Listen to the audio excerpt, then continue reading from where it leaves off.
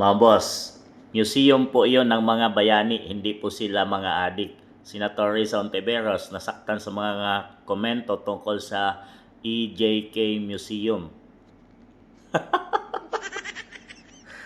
Ay, nako, only in the Philippines mga boss. Mayroon tayong isang senators na binigyang pugay or binigyan o ginawa ng museum ang mga EJK victims ng nakaraang administrasyon ni FPRRD mga boss. So, pinalitan na ni Risa Ontiveros ang kasaysayan ng Pilipinas mga boss.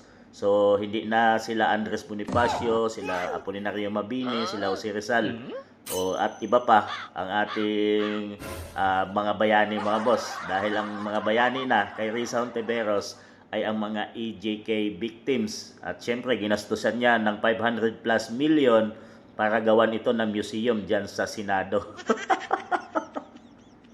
Diyos ko po, ang mga taong nawalan ng buhay dahil sa laban na ginawa ni FPRRD ay ginawang bayani ni ginawang mga bayani ni Risa Ontiveros mga boss. So, ito, kabaliktaran yung utak nito mga boss.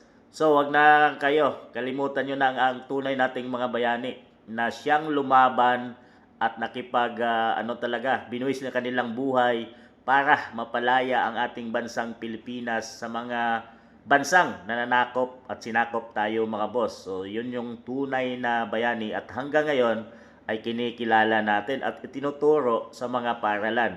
So sa mga susunod na araw mga boss, ituturo na ng mga teacher siguro na ang tunay na mga bayani ay hindi na sila Jose Rizal. So sila yung EJK victims na siguro mga boss dahil pinalitan na ni Risa Ontiveros.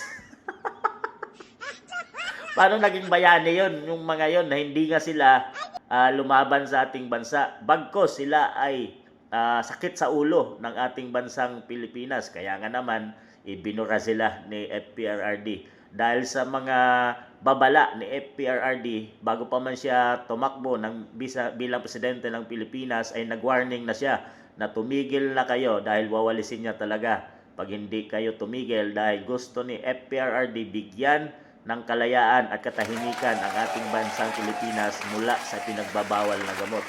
So yun ang target ni FPRRD na ginawang mga hero ngayon ni Risa Ontiveros. Mga boss, ang tunay na bayani ngayon sa ating bansang Pilipinas ay yung mga SAP 44. Yun sila mga boss ay nagbuhis ng buhay para iligtas or para gampanan yung kanilang tungkulin doon mga boss na may mission silang binigay ng Pangulo na si Aquino noon mga boss. So, kasamaang palad sila ay nandisgrasya para sa isang mission na binigay ng isang Pangulo para sa ating bansang Pilipinas. So, yun ang tunay na bayani mga boss. Nagbuwis ng buhay para sa ating bansang Pilipinas. Hindi itong nagbuwis ng buhay dahil sakit sila sa ulo ng ating bansang Pilipinas. Ay nako, mayroon tayong isang senador mga boss na only in the Philippines na ginawa ng museum ang mga EJK victims at mga adik at mga sakit sa ulo sa ating bansang Pilipinas. Kayo mga boss, anong masabi nyo? Tama ba itong si Risa Ontiveros dahil nasaktan daw siya sa komento at nababasa niya sa mga social media na tungkol sa ginawa niyang EJK Museum ay museum daw ito ng mga adik mga boss. Kayo na, musga.